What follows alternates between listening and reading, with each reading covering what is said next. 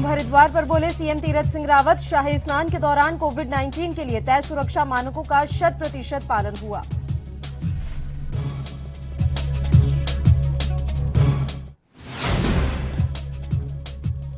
सोमवती अमावस्या पर दूसरा शाही स्नान संपन्न, सभी 13 अखाड़ों ने लगाई आस्था की डुबकी। अब 14 तारीख को होगा तीसरा शाही स्नान।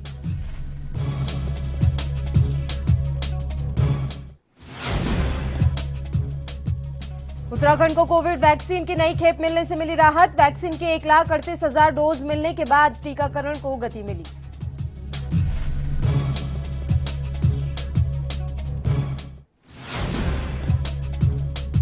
और राजधानी देहरादून में कोरोना का बढ़ता कहर, 3 आईएएस समेत 4 अफसर कोरोना संक्रमित, सचिवालय भी कोरोना संक्रमण की चपेट में।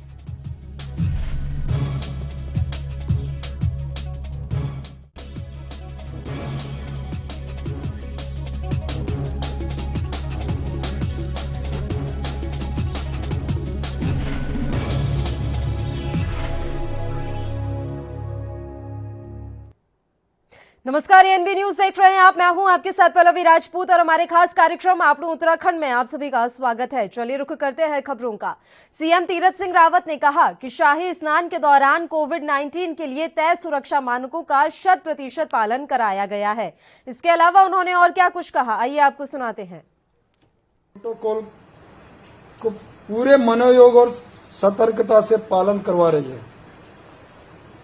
हमने कहा कि कुंभ में किसी प्रकार की कोई सख्ताई नहीं होगी, लेकिन सख्ताई इस बात की होगी कि जो भारत सरकार की गाइडलाइन का पालन नहीं करेगा उस पे कार्रवाई भी होगी। ये हमने ये भी कहा, लेकिन वो मौका किसी तरह से मिला नहीं, न कोई दिया है किसी ने, क्योंकि सब लोगों ने उसमें सहयोग किया है। और साथ ही मैंने यह भी कहा था प्रशासन को कि कोई ज्यादा सख्ताई नहीं होनी चाहिए। जो आ रहा है निर्देशित कोविड प्रोटोकॉल को पूरे मनोयोग और सतर्कता से पालन करवा रही है। वहीं विभिन्न मसलों पर सूबे के मुखिया तीरथ सिंह रावत ने प्रतिक्रिया दी। साथ ही प्रेस कॉन्फ्रेंस करते हुए उन्होंने मरकज मामले पर भी मुंह तोड़ जवाब दिया। नहीं होनी चाहिए। जो आ रहा है अपना नेगेटिव लेकर के, रिपोर्ट लेकर के, और उसको आने देना चाहिए। और बाकी लोग भी अपना जो रिपोर्ट कार्ड लेके आ रहे हैं तो उनको कुंभ नहाने आए और उसके बाद फिर व्यवस्थित लौटाने का भी काम करें। और ये हम किया है। मुझे प्राप्त सूचना के अनुसार आज भी जो मैंने महाशिवरात्रि में कहा था कि 32-33 लोग, तो सुबह तक की जो सूचना थी उसमें सुबह ही 8-9 बजे के लगभग 15 लाख के लगभग सूचना आई थी, जो मैंने स्वयं 11-12 बजे वहां से प्राप्त की। देखिए स्वागत है कि जब पॉजिटिव होंगे तो हम लोग उनको व्यवस्था देंगे। और उसके लिए हमने नरेंद्र गिरी महाराज जी अखाड़ा परिषद के राष्ट्रीय अध्यक्ष हैं। जैसे हमारे पास सूचना आई तो हमने संज्ञान लिया और उनको वो स्नान करने से उनकी इच्छा थी, दिली इच्छा थी, लेकिन उसके बाद भी वो रुके और वो होम क्वारंटीन में हैं। ऐसे जो भी साधु संत और यदि कोई आए हैं तो हमने स्पष्ट उनसे कहा कि आप गाइडलाइन का पूरी तरह पालन करें और यदि ऐसा कोई पॉजिटिव पाता है तो होम क्वारंटीन हो जाए। और वो कर रहे हैं, वो पालन पूरी तरह से 100% कर रहे हैं और उसके लिए मैं उनका धन्यवाद भी मैं किया। देखिए भारत सरकार की तरफ से हमको पूरी तरह वैक्सीन और शुरू में जो पीपी किट थे पर्याप्त मात्रा में उपलब्ध हुए हैं और लगातार हमने टेस्टिंग में, मैं आपको यदि कहूँ तो अन्य स्टेटों के बजाय भी हमारी जो टेस्टिंग की क्षमता है काफी आगे हम बढ़े, जबकि छोटा राज्य होने के बाद भी। और आज भी पूरी तरह वैक्सीन लग रहा है। मैंने इतना कहा जब मैं समय बैठक लिया कि केवल डिस्ट्रिक्ट हॉस्पिटल तक नहीं, तो पीएससी या सीएससी तक ही नहीं तो न्याय पंचायत तक हमको जाना चाहिए और टेस्टिंग वैक्सीन देना चाहिए। जो बुजुर्ग आदमी है उसके गांव तक जाए, और वो गए। और इसके कारण मैंने कहा कि हमारा पहला डोज जो है 10.5 लाख के लगभग, सेकेंड डोज 1.5 लाख के लगभग हमारा लगा। और आज भी तत्काल भारत सरकार ने हमको वैक्सीन दिया है और वो जारी है। देखिए स्वाभाविक, मैंने कहा ना, जिस तेजी के साथ में हमने टेस्टिंग की है और वैक्सीन देने का काम किया है, तो उसी आधार पर डिमांड भी बढ़ी है। मैंने कहा हमने इतना तेजी और इतना आगे बढ़े हैं कि इतना अन्य राज्यों की अपेक्षा हमने बहुत आगे बढ़े। 45 वर्ष से भी ऊपर के लोगों को 100% हमने देने का काम किया। और आप लोग सामने बैठे हुए, पहला स्टेट होगा कि मीडिया के लोगों को हमने उस व्यवस्था से भी हटकर वैक्सीन लगाया। तो इसी को भी लगा लो ना, किसने लगाया क्या बताइए? ये तो उसमें आता ही नहीं है। आप लोग पूरी तरह से हरिद्वार है, ऋषिकेश है, देहरादून का पूरा, मैंने कहा कि कोई मीडिया का ऐसा पत्रकार छूटे नहीं जिसको वैक्सीन न लगे।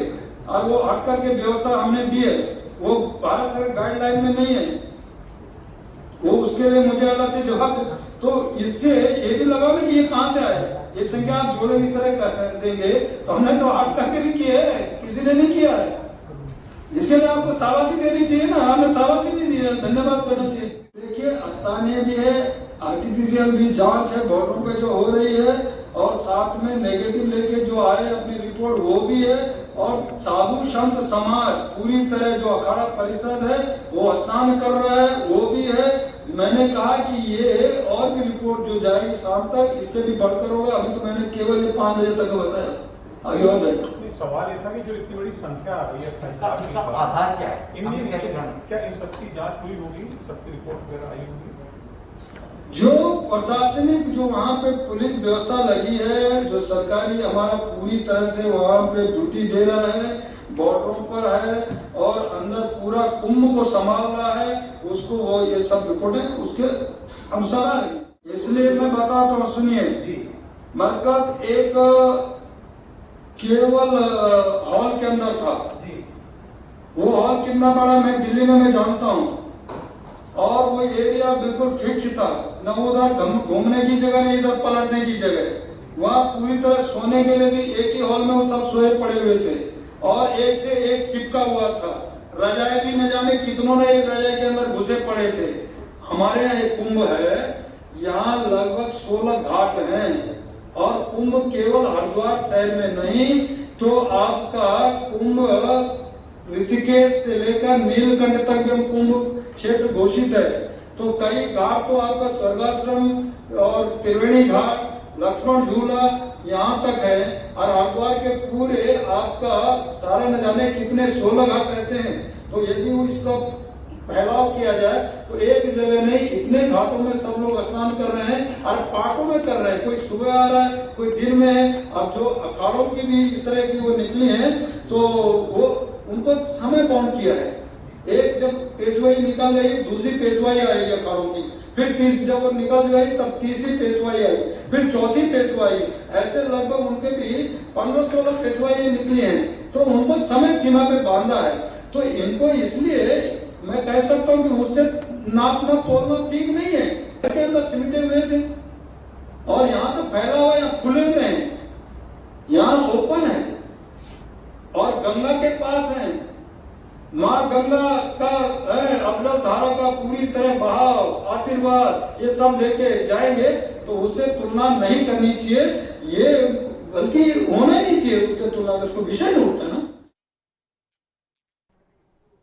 उत्तराखंड को कोविड वैक्सीन की नई खेप मिलने से राहत मिल गई है। केंद्र से वैक्सीन की 1,38,000 डोज मिलने के बाद प्रदेश में टीकाकरण को गति मिली है, जिससे आगे और तेजी आने की संभावना है। कोरोना के बढ़ते मामलों के बीच संक्रमण से बचाव के लिए टीकाकरण अभियान भी जारी है। वैक्सीन का स्टॉक सीमित होने से पिछले 2 से 3 दिन से काफी कम संख्या में वैक्सीन लगाई जा रही थी। गत दिवस यह संख्या 29,719 पर सिमट गई थी, जबकि प्रतिदिन औसत 60,000 के करीब रहा है। बहरहाल वैक्सीन की नई खेप मिलने के बाद टीकाकरण में कुछ सुधार होता हुआ दिखाई दे रहा है। सोमवार को भी प्रदेश में 581 केंद्रों पर 49,242 व्यक्तियों को कोरोना का टीका लगा है। इनमें सबसे अधिक 48,117 लोग 45 साल से अधिक उम्र के रहे, जबकि 899 फ्रंटलाइन वर्कर्स व 226 स्वास्थ्य कर्मियों को भी कोरोना का टीका लगाया गया है। इस तरह प्रदेश में अब तक 1,86,746 व्यक्तियों का पूर्ण टीकाकरण हो चुका है।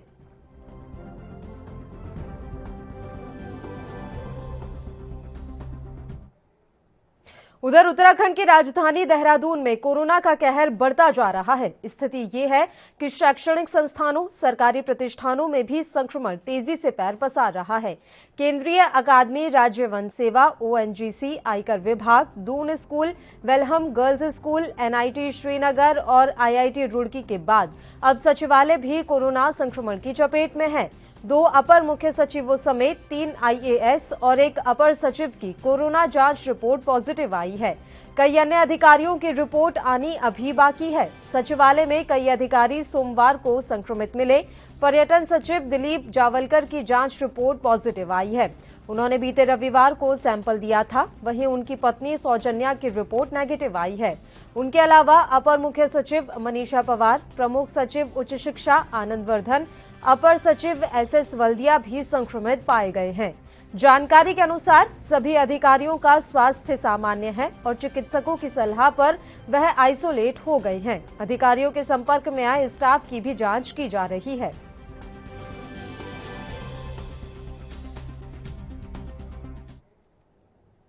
कोरोना महामारी ने वापस पैर पसारना शुरू कर दिया है। वहीं उत्तराखंड कुंभ की नगरी हरिद्वार में कई और महामारी भी जोरों से पैर पसार रही है। बात करें कुंभ 2021 की, तो जहां प्रशासन शाही स्नान को लेकर व्यस्त है, वहीं दूसरी ओर बैरागी कैंप में शौचालय में गंदगी और पानी की कमी है। वायु में गंदी दुर्गंध के कारण आम नागरिक और बाहर से आए श्रद्धालु परेशान नजर आ रहे हैं।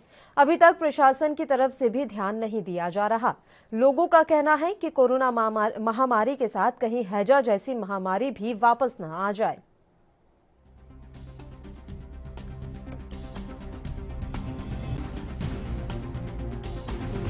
यहाँ पर गंदगी भी आ रही है। प्रॉब्लम की लेटरिन बाथरूम में सिटकी नहीं है। जो भी व्यक्ति जाकर जाता है, या महिला जाए या पुरुष जाए, बाहर से कोई आया दरवाजा खुल दिया तो कितना मतलब इतनी स्मेल आ रही है, तो आपको लगता नहीं कि बीमारी वापस आ सकती है? बीमारी होगा, लेकिन कोई जब सुनने वाला हो, कहाँ कहें, किससे कहें, तो हम तो आए। कोई अभी तक अधिकारी यहाँ आया नहीं? कोई अधिकारी नहीं आया। ये समस्या है कि टोटों से जल नहीं आ रहा है जी, और वहाँ बहुत ज्यादा गंदगी आ रही है, बहुत बरसात, उससे बीमारी भी हो सकती है जी। जितनी ये टोटी है ये खुलेगा ही बिल्कुल, लगते नहीं है। तो क्या आपने प्रशासन को नहीं बताया कि नहीं, हमने अभी नहीं बताया है। ये कोई अधिकारी वगैरह पहुंचे यहाँ पर? हमारे पर आप आए हैं 2 जने, 1 जनवरी पहले आए थे, तो उनको बताए 2 जने जी, और आप आए तो आपको बताया और बहुत बात सारी उससे बीमारी भी फैल। बुलेटिन में खबरों का सिलसिला लगातार यूं ही जारी रहेगा। फिलहाल एक छोटे से ब्रेक के लिए हम यहाँ रुक रहे हैं, फौरन हाजिर होंगे।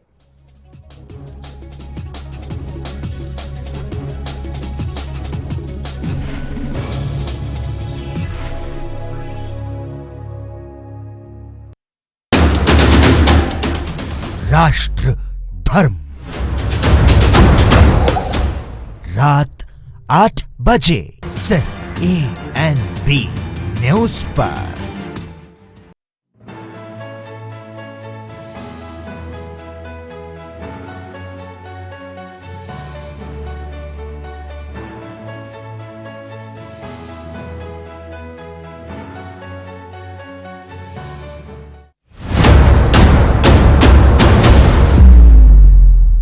हक की बात दोपहर 12 बजे सिर्फ ANB न्यूज पर।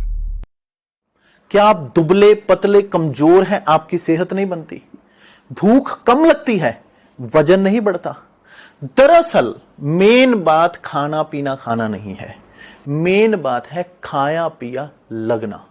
और अगर खाया पिया लगेगा ही नहीं तो सेहत बनेगी कैसे?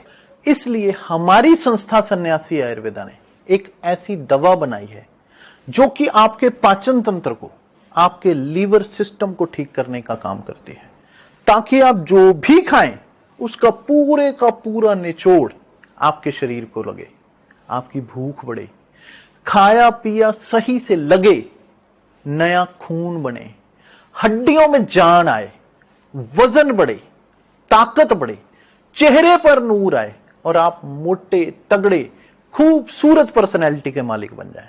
यह दवा पूरी तरह से आयुर्वेदिक होती है।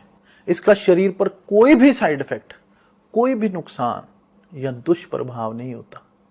लड़के लड़कियां दोनों इसका इस्तेमाल कर सकते हैं और पहले 15 दिन के अंदर ही आपको इसका असर महसूस हो जाएगा। सिर्फ 650 रुपए की पूरे 1 महीने की दवा होती है और आप इसे घर बैठे 01145454545 पर फोन करके दवा मंगवा सकते हैं।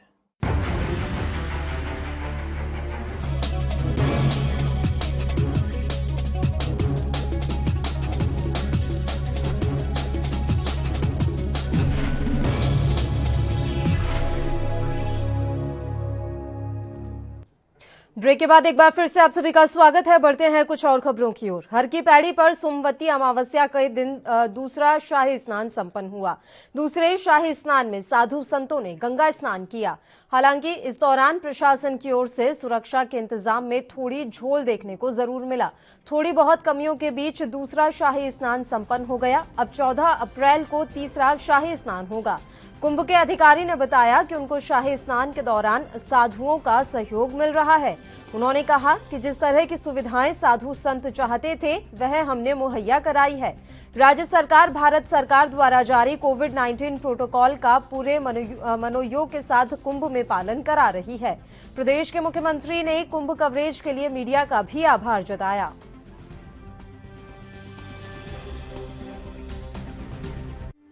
कि महाकुंभ हमेशा बड़ी चुनौती रहा है पूरे देश के लिए, और जो जहाँ जहाँ पे चारों जगह पे होता है वहाँ की पुलिस के लिए। तो यद्यपि कोरोना की वजह से थोड़ा भीड़ कम हुई है, किंतु भीड़ प्रबंधन, यातायात प्रबंधन और जुलूस और अखाड़ों का आपसी जो है तालमेल बैठाना और उनके शाही स्नान को प्रबंधन करना, ये सब हमारी चुनौतियाँ हैं। साथ साथ कोविड भी नई चुनौती जुड़ गई है। पूरा प्रयास किया है कि कोविड के अनुरूप बिहेवियर हो सभी लोगों का, और जहां तक संभव हो सके उतना गाइडलाइन का पालन कराया जा सके। आज जो पीक डे है तो आज मेरे लिए बहुत ज़्यादा पालन कराया जाना संभव नहीं, किंतु अपनी ओर से पुलिस ने बेस्ट एफर्ट्स किए हैं और हमने ये भी कोशिश की कि स्थानीय लोगों को और श्रद्धालुओं को दोनों को कम से कम असुविधा। उत्तराखंड के हरिद्वार में मेला अधिकारी दीपक रावत ने मेला अधिष्ठान में समस्त जोनल मजिस्ट्रेट, सेक्टर मजिस्ट्रेट और पानी बिजली नोडल अधिकारियों के साथ बैठक की। उन्होंने निर्देश दिया कि आगामी 14 अप्रैल कुंभ शाही स्नान के लिए समय से सभी तैयारियां पूर्ण कर ली जाएं। इस संदर्भ में कहा गया कि पिछले स्नान प्रबंधन की कमी को दूर कर दिया जाए।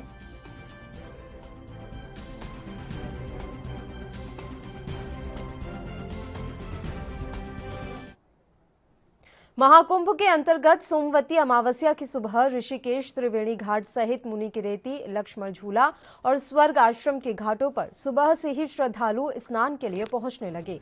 यहां स्नान को आने वाले श्रद्धालुओं में स्थानीय निवासी ज्यादा रहे।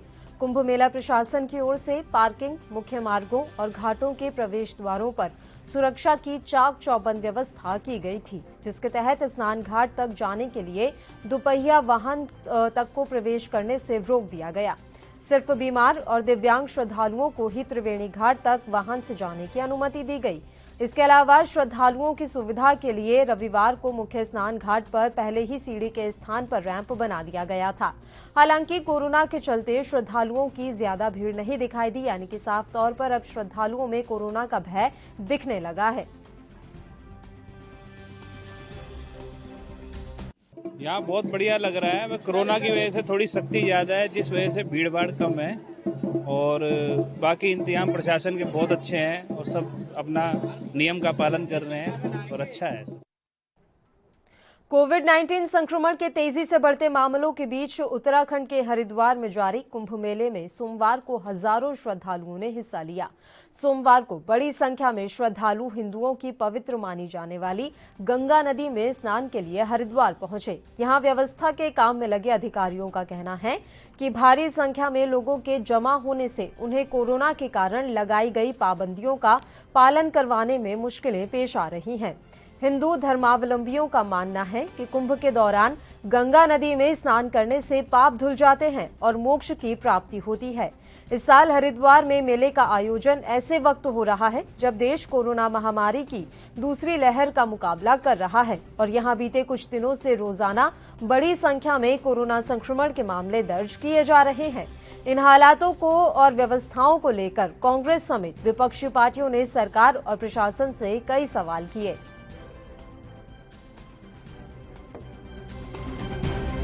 व्यवस्थाएं की ही नहीं है। कुंभ में जितनी लापरवाही त्रिवेंद्र और तीरथ सरकार ने दर्शाई है बहुत शर्मनाक है।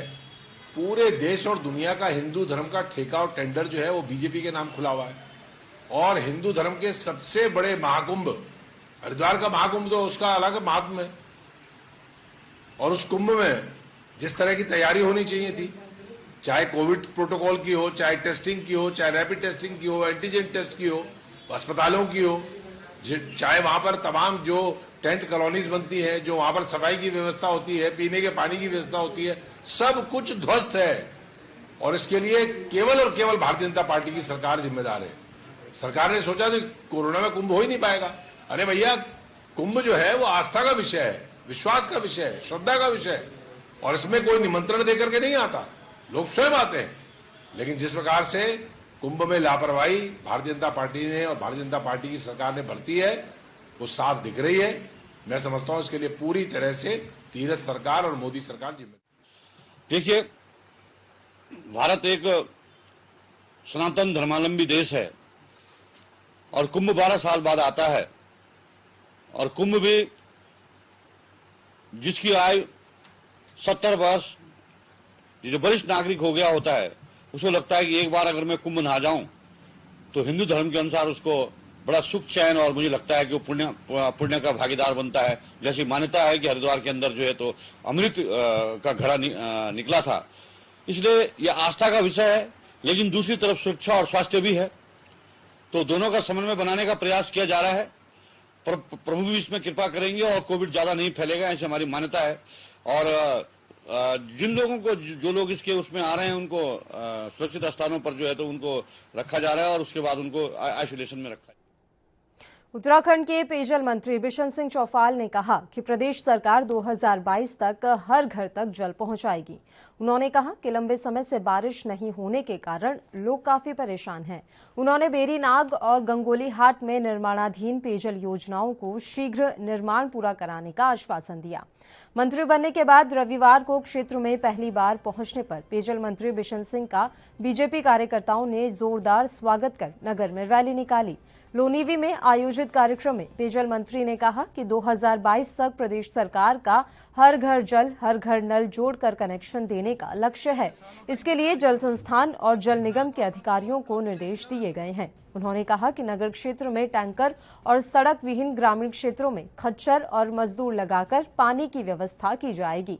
पेयजल मंत्री ने बताया कि 2 करोड़ तक की पेयजल योजनाओं के लिए जिला स्तर पर ही टेंडर डालने की प्रक्रिया की जा रही है। बेरीनाग के लिए गोरघटिया पंपिंग पेयजल योजना और चौकोड़ी बरड़गाड़ पेयजल योजना का कार्य 2 महीने के भीतर पूरा हो जाएगा। इतने सालों तक इंतजार किया, अब बेरीनाग वालों को कम से केवल 6 महीने का इंतजार करना पड़ेगा। 6 महीने के अंदर पूरे बेरीनाग विकास खंड के हर गांव को पानी पेयजल का पानी उपलब्ध कराएगी। जल्दी से जल्दी इसका समाधान सरकार निगम में, जैसे सरकार की जमीन है, कहीं आपकी वन भूमि की जमीन है, उनमें लोगों ने अपना घर। उधर आम आदमी पार्टी ने प्रदेश में चलने वाले बूथ संकल्प आप विकल्प कार्यक्रम की शुरुआत काशीपुर से कर दी है। अब बूथ अध्यक्ष जनता के बीच से 10-10 लोगों की कमेटी बनाकर काम करेंगे। बूथ कार्यक्रमों की शुरुआत करते हुए राज्य आंदोलनकारी एवं आम आदमी पार्टी के प्रदेश उपाध्यक्ष दीपक बाली ने कहा कि काशीपुर से शुरू हो रही मुहिम पूरे प्रदेश के लिए आप पार्टी की जीत की ओर बढ़ते कदम का शंखनाद है। लोगों ने अगर आम आदमी पार्टी को चुना तो जनता का एक विधायक नहीं बल्कि उसके साथ काशीपुर क्षेत्र के 183 बूथों के अध्यक्ष भी विधायक होंगे और अपने क्षेत्र में होने वाले विकास कार्यों और उनकी गुणवत्ता की जिम्मेदारी इन्हीं बूथ अध्यक्षों की होगी। बूथ संकल्प कार्यक्रम के तहत आयोजित कार्यक्रम को संबोधित करते हुए प्रदेश उपाध्यक्ष बाली ने कहा कि स्कूल और अस्पतालों की हालत आज बद से बदतर है। बिजली के बिलों ने जनता की कमर तोड़ दी है। चुने हुए जनप्रतिनिधि केवल वोट लेने आए थे, अब कहां है ये पता नहीं। लोगों ने कहा कि वह केजरीवाल को अच्छी तरह जानते हैं क्योंकि उन्होंने दिल्ली को चमकाया है, इसलिए हम भी राजनीतिक परिवर्तन चाहते हैं और काम की राजनीति के तहत दिल्ली जैसा उत्तराखंड बनाने के लिए आम आदमी के पार्टी के साथ खड़े हैं।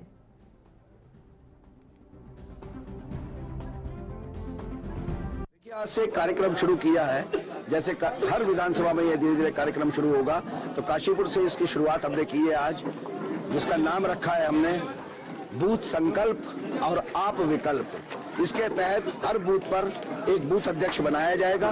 उस कार्यक्रम को करके उसकी नियुक्ति की जाएगी, उसको नियुक्ति पत्र दिया जाएगा। उनके घर के बाहर बूथ अध्यक्ष का बोर्ड लगेगा, घर पर एक झंडा लगेगा और उसके बाद वो उस बूथ पर कमेटी का विस्तार करेंगे। जो कमेटी के मेंबर बनेंगे हमारे आम आदमी पार्टी को ज्वाइन करके उन लोगों के साथ पार्टी को आगे बढ़ाने में उनका सहयोग लिया जाएगा और साथ लिया जाएगा। और आप लोग उत्तराखंड में फिलहाल के लिए इतना ही। मुझे दीजिए इजाजत। देश प्रदेश की तमाम ताजा खबरों के लिए आप बने रहिए हमारे साथ। नमस्कार।